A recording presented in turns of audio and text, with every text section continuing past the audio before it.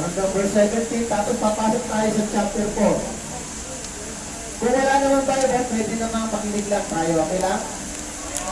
Okay, sige. Okay, sige. Simulan na natin. Okay lang ba kayo dyan? Okay. So, yung iba rito, focus lang tayo dito, makinig tayo. Alam ko, medyo maraming mga bisita, may mga bisita kayo, pero yung mga walang bisita, focus muna tayo dito, ha? Yung mga walang dalaw, dito muna tayo. Ganun din sa mga kababaihan, okay lang? Makinig po tayo, ha? Sabi rito mga kapatid, ito po yung panahon na ibabautismo na si Jesus. Sabi rito, Mateo 3 verse 13, dumating si Jesus sa ilog Jordan mula sa Galilea upang magpabautismo kay Juan. Ngunit kinangkani Juan, napigilan siya at sinabi, ako po ang dapat magpabautismo sa inyo, sabi ni Juan, kay Kristo. Bakit kayo nagpapabautismo sa akin? Subalit, sumagot si Jesus, hayaan kung ito ang mangyari ngayon, sapagkat ito ang nararapat natin gawin upang matupad ang kalooban ng Diyos. Okay. Nakuha mo po? Si John po ay magbabautismo, pero pumila po sa bautismo si Jesus, pumila. Marami magpapabautismo. Ngayon, pagdating na ni Jesus, sabi ni John, dapat ako nga bautismohan mo, sabi ni John. Pero sabi ni Jesus, hayaan mo, ito ang mangyari ngayon. Sapagkat ito ang nararapat natin gawin upang matupad ang kalooban ng Diyos. So para kay Kristo mga kapatid, makinig po tayo. Para kay Kristo, siya ay nagpapakumbaba, nagpapakababa, magpapasakop siya sa sistema ng tao na ang bautismo ay bautismo ng pagpapatawad ng kasalanan kahit wala siyang kasalanan. Ulitin ko ha, ang bautismo sa tubig, ito po ay nagpapakumbaba at paghingi ng tawad. Sinabi ko ni John. Ngunit si Kristo ay magpapasakop siya sa sistema ng tao na dapat patawarin ang tao at humingi ng tawad kahit wala siyang kasalanan. Nakuha niyo po? Pero sabi ni Kristo, kailangan mangyari ito ngayon. Magpapasakop siya upang masunod ang kalooban ng Diyos. Mga kapatid, si Kristo po ay nagkatawang tao. Siya po ay anak ng Diyos.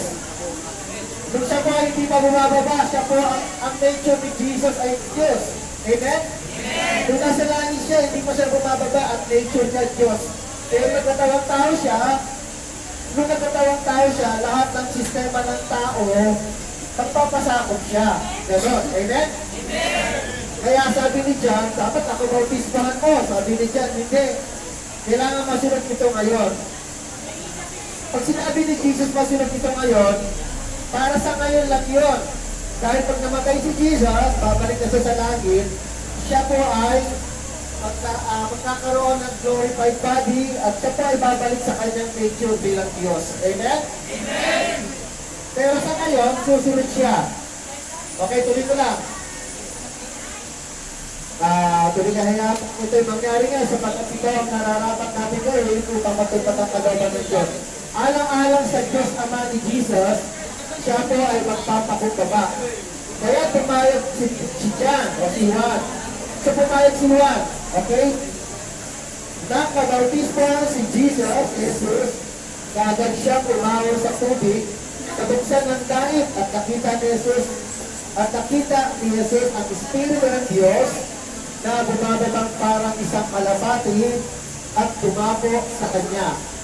At isang tinig mula sa langit ang nagsabi, ito ang minamahal kong anak, na lubos kong pinalulugdan. Nakuha niyo po?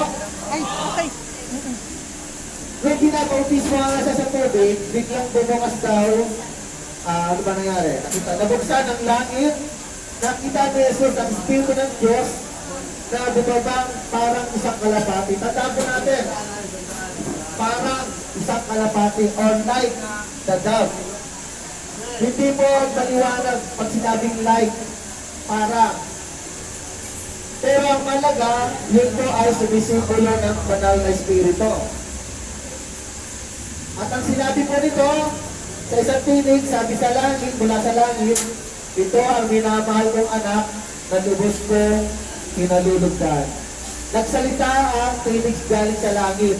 Kung sinabi yung ito ang anak kong lubos na pinalulugdan, ang nagsalita po nun ay yung Diyos Ama. Amen? Amen! Ang Diyos Ama siya ang nagpadala kay Jesus. Sabi sa John 3:16, kaya nalaman ang pag-ibig ng Diyos, yun yung Ama, ibinigay niya ang bugtong na anak, ang sino naman ang palataya sa bugtong na anak, ay hindi mapaparusahan, kundi magkakaroon ng buhay na walang hanggan. Kaya, magkaiba ang Diyos at ang anak. Bagamat iisa silang ang katangian ay Diyos, pero sila po ay mag-ama. Ngayon yung anak, na bugtong na anak, ay bumaba muna pang samantala sa lupa at katawang tao. Maliwanag po? Okay, chapter 4, verse 1. Ito po yung tinukso si Jesus, di Satan. Verse 1. Tatlo po yung tukso dito. Mga kapatid, pakinggan niyo po ito. Kahit si Kristo po ay hindi po nakaligtas sa tukso ni Satan. Tandaan niyo po ha, kahit si Jesus hindi po siya nakaligtas sa tukso ni Satan. Pero tingnan natin, yung pagkatukso na ba ngayon ay sapat ka para sabihin magkakasala si Jesus. Tingnan natin ha, pagkatapos si Jesus ay dinala ng Espiritu sa ilang o wilderness upang tuksuhin ng Diablo. So si Kristo po, equip na po siya ng Holy Spirit. Baptized na siya ng Holy Spirit, very strong ang kanyang spiritual na kondisyon. So handa na po siya, dinala siya ng Holy Spirit sa ilang. Siya ay nag-ayuno sa loob ng 40 araw at 40 gabi. Apat na pong gabi, siya ay nagutom. Mga kapatid, sa wilderness po, wala pong pagkain doon. Ito po ay disyerto. Amen? Amen! Tuyo po ang lupa doon. Sa palagay niyo, ano yung itsura ng disyerto? Sa isip-isip niyo, ano yung mga puno doon? Cactus! Nakakain ba cactus? Sige, kainin niyo. Matitinig tayo doon, di ba? Wala pong punong pagkain na pwede manggaling sa wilderness.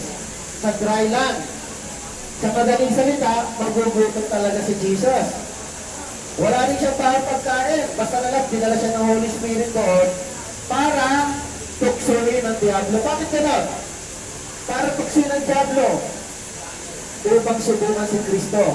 Bilang nagkatawang tao, ulitin ko po, si Kristo po bilang nagkatawang tao, dinala siya ng Holy Spirit sa wilderness. Partida po, partida. 40 days, walang pagkain. 40 nights, wala rin inumin. Ibig sabihin, 4 araw, walang solid food at walang water. Kaya niyo ba yun? Magugutom tayo, mamamatay tayo. Pero si Jesus, katawang tao yun ha, hindi siya, ang katawan niya yun ay hindi, kasi nagugutom siya eh.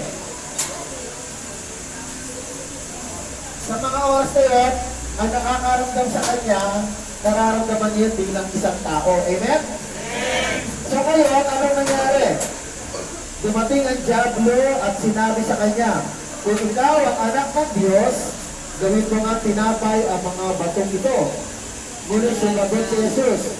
Nasusulat, sabi ni Jesus, hindi lang sa tinapay na bibuhay ang tao, kundi sa bawat salita, nagmumula sa bibig ng Diyos. Popular na popular ito. Matthew chapter 4, verse 4. Actually, nirecord po ito ni Jesus. Galing po ito sa salita ng Deuteronomy chapter 8, verse 3. Noong panahon ni Moses, ginutot po ni Lord yung mga Israelita para sumugin yung pananampalataya nila. Ngayon, naranasan ni Jesus yun. So si Jesus, parang siya ay nag-flashback siya. Delayed po siya, para siya ay nag-flashback, parang namumuhay po siya kasama mga Israelita for 40 days. Tanda po natin mga kapatid, ang 40 days po ay importante sa Panginoon. Amen? Amen! Ang 40 days po ay nung nag-spy po sila papunta sa Canaan, mga kapatid, sa aklat ng Bilang chapter 13 verse 25, after 40 days, bumalik yung mga spies. yung dalawang tribo ni Israel, yung bawat representative. Nagbalik po sila para tiktikan yung Kanaan. At sabi ng Panginoon, makakarating kayo doon, 40 days, babalik kayo doon sa Kanaan, from Egypt. Kaya lang, dahil sa katigasan ng ulo nila, minultiply ng Panginoon yung 40 days. Bawat araw ay equivalent 1 year. Kaya naging 40 years ang nangyari. 40 years sila naglakbay sa wilderness dahil sa katigasan ng ulo nila. Ngayon, kinamproduct ni Jesus ito mga kapatid. 40 days din siya sa wilderness, partida pa, walang kinakain, walang iniinom. Kinamproduct ni Jesus yung mga kakulangan at yung mga katigasan ng ulo ng mga Israelita. Okay. Sabi rito, hindi lang sa tinapay na tinuhay ang tao, kundi sa bawat salita nagmumula sa bibig ng Diyos. Ano ibig sabihin nito? Ilang beses pa tayo kumakain sa araw? 3. Tama? Kung tayo nasa laya, baka 4, 5, no? Ibig sabihin, kung paano kumakain ang ating katawan, ganun din daw kumakain dapat ang ating kaluluwa. Pareho dapat. Equal dapat ang pagtingin natin sa ating katawan at yung pagkain na galing sa salita ng Diyos. Amen? Amen. Ang totoo niya mga kapatid, literally speaking, ang salita ng Panginoon kapag pinapakinggan mo, hindi naman mabubusog yung kayong katawan. Gutom ka pa rin. Kasi nga, spirito yung pagkain niya. Amen? Amen. Pero ang nabubusog yung kaluluwa mo at ang spirito mo. Ngayon, pag nagutom ka, di kumain tayo ng mga pagkain pisikal. Kumain tayo tinapay. Nabubusog naman tayo doon sa pamamagitan ng pagkain. Ang nabubusog sa atin ay katawan natin pisikal. Amen? Amen! So dapat balanse. Hindi lang tayo sa tinapay na bubuhay para kumain tayo, para physical natin ay mabusog. Kumakain din tayo ng salita ng Panginoon sa spiritual na kaparaanan. Ibig sabihin, nakikinig tayo. Amen? Tinatanggap natin, nananampalataya tayo sa kanyang salita. Kaya nga maliwanag ang sinabi ni Jesus, hindi lang sa tinapay nabubuhay ang tao. Sa panahon natin, tayo mga Pilipino, hindi lang tayo nabubuhay sa pagkain ng kanin, di ba? Pagkain ng ulam o pagkain din ng tinapay. Dapat daw nabubuhay tayo sa mga salita rin ng Panginoon. Amen?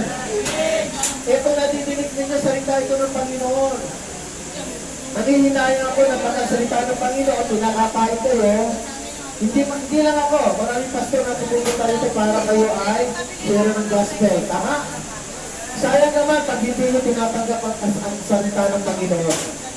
Kapag hindi nyo tinatanggap yun, hindi kayo mabubusog sa inyong kaluluwa. Nakukuha din mo ba dyan? Medyo amen ng amen, mukhang busy ata kayo. Okay lang kayo dyan? Mga kapatid, sayang. Pag hindi ninyo natanggap ang salita ng Panginoon. Kailangan balanse. Dahil po ang tao po'y nabubuhay sa 3 sangkap niya. Tayo po may 3 elemento. May 3 tayong, yung sangkap natin, katawan, espiritu at kaluluwa. So ang espiritu natin at kaluluwa, ang pagkain naman ay ang banal na kasulatan. Amen? At ang pagkain naman ng physical, alam niyo na po, yung pagkain nyo, yung mga dalo dito, nagdadaan ng pagkain physical. Tuloy ko lang po. So una, pinukso si Jesus ni Satan, nagutom kasi siya. Kaya sabi ni Satan, gawin mo tinapay ang batong ito. Sabi ni Jesus, hindi lang sa tinapay nabubuhay, kundi ang nabubuhay din sa salita ng Panginoon. Verse 5, pagkatapos dinala siya ng Diablo sa Jerusalem, ang banal na lungsod, at tinatayo sa taluktok ng templo. Sinabi nito sa kanya, kung ikaw ang anak ng Diyos, magpatihulog ka sapagkat nasusulat sa kanya mga anghel, ikay itatagubilin at sa kanya mga kamay ay aalalayan ka nang sa mga bato paamoy hindi masaktan. Ngunit sumagot si Jesus, nasusulat din naman. Tandaan po natin, sa kasulatan, ginagamit ni Satan yung kasulatan. Pero pagsisinungaling, ginagamit sa pagsisinungaling yung kasulatan. Pero ang kasulatan ay ginagamit ni Kristo sa matuwid na paraan. Sabi ni Jesus, nasusulat din naman, huwag mong susubukin ang Panginoon mong Diyos. So sinusubok ni Satan si Jesus. Okay na po kayo dyan? Dinig niyo po? Sinusubok ni Satan si Jesus. Ang sabi ni Satan, kung anak ka ng Diyos. Ulitin ko ha, kung anak ka ng Diyos. Gawin mo itong sundin mo ito.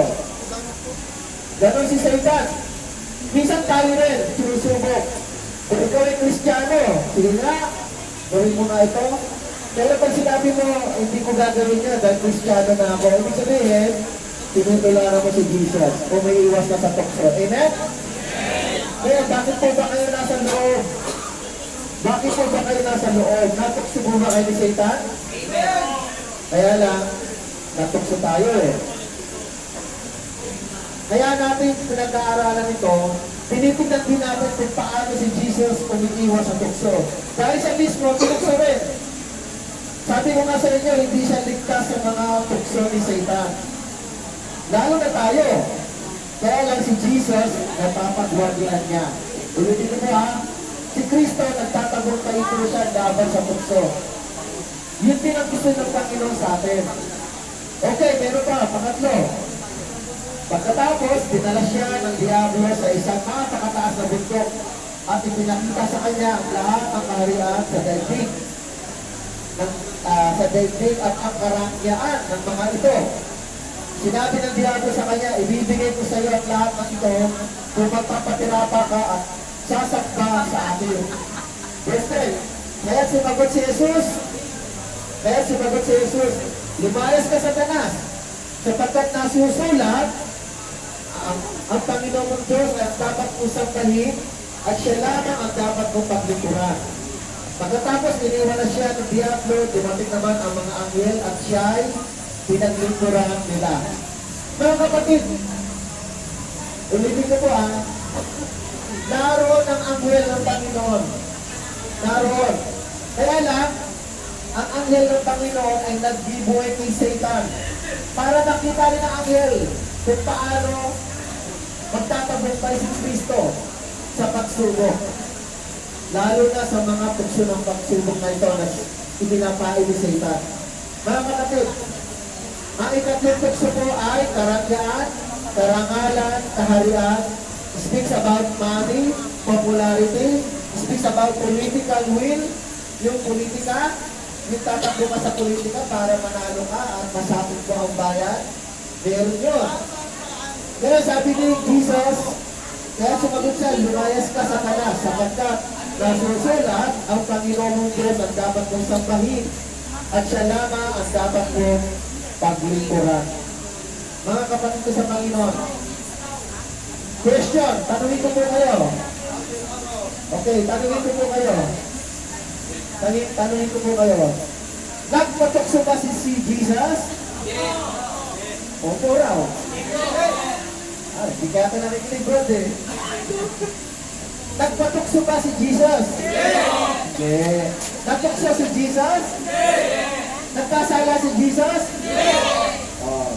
Kapag tayo natukso, doon papasok yung kasalanan. Ang tanong, yung tukso po ba ay kasalanan na?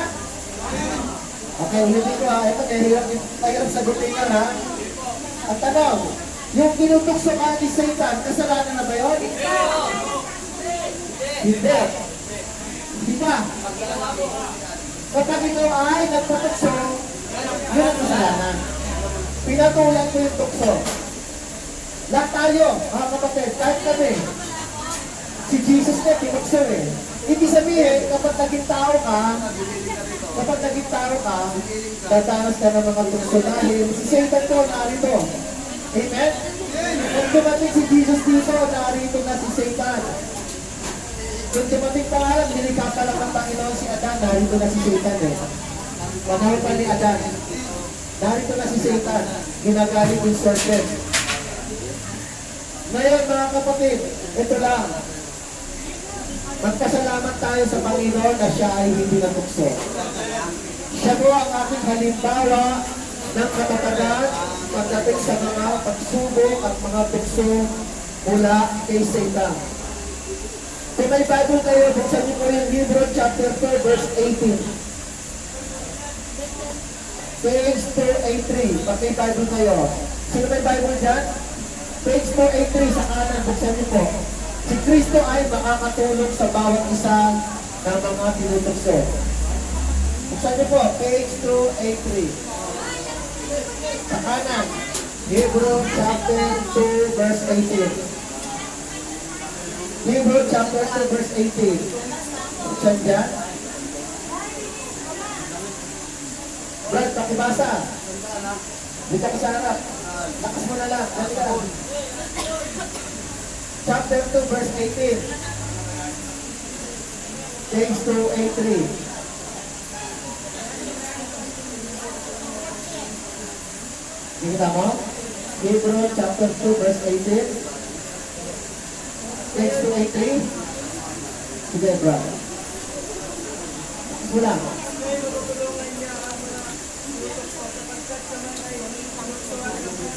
Okay. Sabi ng author ng libro, siya man ay makakatulong sa mga tinukso dahil siya man ay tinukso at nagdusa. Tama? So nagdusa man siya pero hindi siya nagpatukso. Ibig sabihin, napaglabanan niya yung tukso. Pangalawa, Hebrew chapter 4, verse 15. Next page lang po, next page. Page 484. Pakibasa rin. Kahit katabi mo na, pwede magbasa. Hebrew chapter 4, verse 15. Next page lang po, binasa mo, Brad. Ito, sige, kahit ikaw na, Brad. Laksa mo na lang. Hebrew 4, verse 15. Next page lang yun.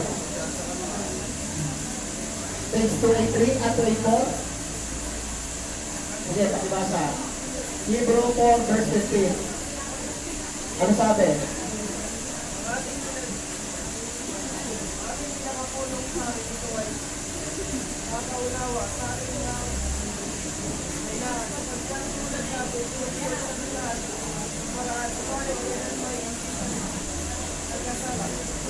Amen, amen. Basahin ko ito, mas maganda para maliwanag. Lakas ko lang, ha? Pero tama po yan, bro. Tama yan. Page 284. Hebrew 4, verse 15.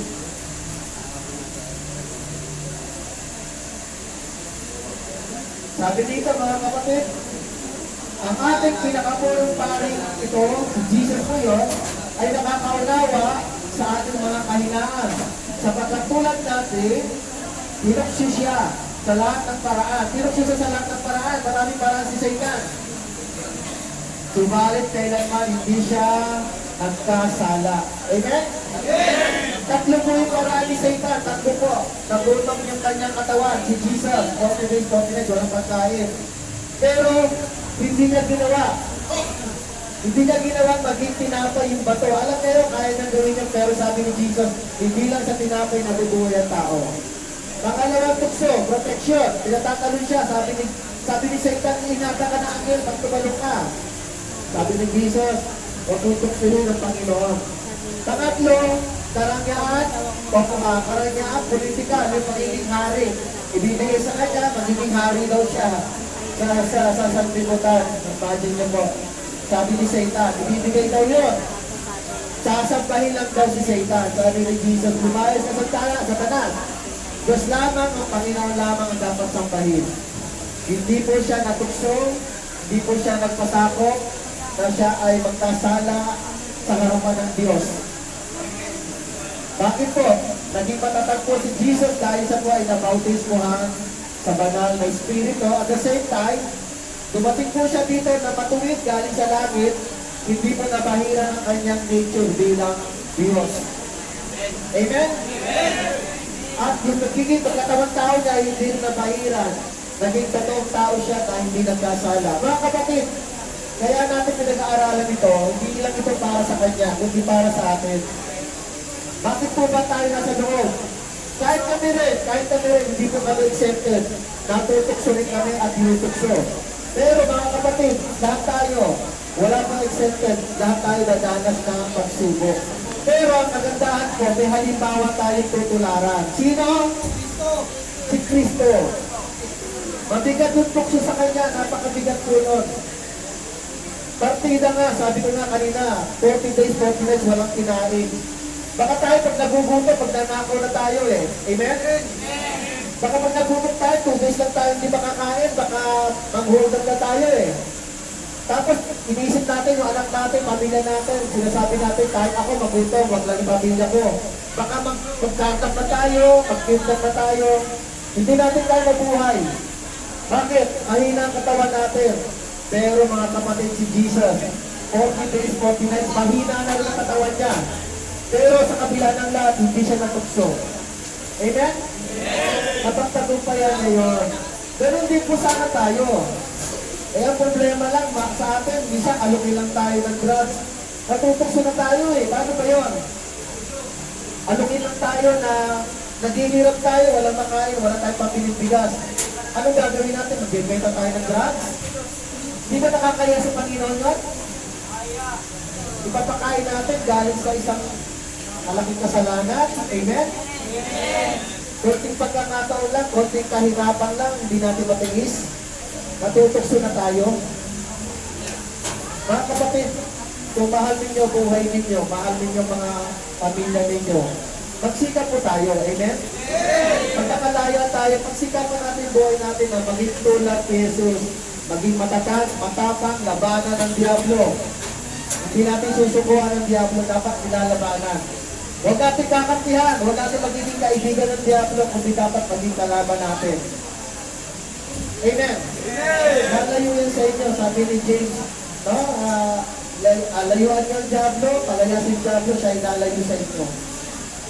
So mga kapatid, sana maging matatag po kayo. Kasama na ako, kasama na si Brother Arman, kasama na si Sister Sally, lahat tayo. Maging matatag tayo sa tukso. May kanya-kanya tayo ng tukso sa buhay. Hindi pare-pareho. Kaya mga kapatid, pag lumaya kayo, sana yung mga araw na ito ay dalhin natin. Ang buhay natin pansamantala lang. Dito, minsan, nagiging kakampi natin si Satan, pero pag tayo namatay, dapat din natin siya kakampi. Dapat ang makikita natin sa unang pagbukas ng mata natin, pag tayo nasa langit na, makita natin ang face-to-face si Jesus. Amen? Pero importante, dapat hindi tayo nagkamasala, hindi tayo natutokso. Kaya sayang po, kung hindi nyo napapakinggan yung mga salita ng Panginoon, ito po ang pagkain ng kaluluwa. Example natin si Kristo. Okay, mananalangin ako. Maraming salamat sa pag-ibig. Let's pray, let's pray. Sige, tayo na nga. Sabi ni Mayor. Meron pa ba sa'yo para sama sa panalangin? Okay lang. Kung sa Bible study, Mayor? Yung Bible ba? Kompleto pa rin? Sa babae po, yung Bible nyo, kompleto pa rin? Baka naman hindi binabasa. Sayang naman pag hindi binabasa. Basahin niyo po yan. Pagkakataon niya na magbasa na hindi kayo naabala sa ibang bagay at yan lang kayo. Sige po, manalangin ako. Diyos Ama, maraming salamat po sa mga nakinig. At sa mga hindi nakinig, dalangin namin na sa mga susunod, ay magkaroon sila ng kauhawan sa iyong salita. Bawat isa po ay nangangailangan ng iyong salita. Bawat isa, kahit kami Panginoon, nangangailangan kami ng pagkain na pang-spiritual. Sinasabi mo sa amin na hindi lang dapat kami mag-focus. Mag-focus sa mga pagkain physical. Mag-focus din kami sa pagbabasa ng Biblia, pag-aaral ng Biblia upang maging matatag kami sa mga tukso ng buhay. Napakarami mo ng tukso, Panginoon. Ngunit sa tulong mo, sa gabay mo, ng banal na Espiritu, mapapagtagumpayan din namin ito. Dahil si Kristo man ay nagtagumpay, siya ay nagiging gabay namin at halimbawa na magtagumpay sa lahat ng uri ng tukso ni Satan. Si Satan po ay hindi nagtatago. Si Satan po expose ang kanyang mga gawa. Hindi natin siya nakikita spiritually, pero nakikita natin ang galaw at kilos ni Satan. Mga kapatid, huwag natin hayaan na tayo ay tutukin ni Satan. Magpatalo sa kanyang mga ginagawa, kundi dapat tayo ay magwaging laban sa kanyang mga panukala. Ang Panginoon ay narito, bumaba upang tayo bigyan ng buhay na ganap at kasiya-siya.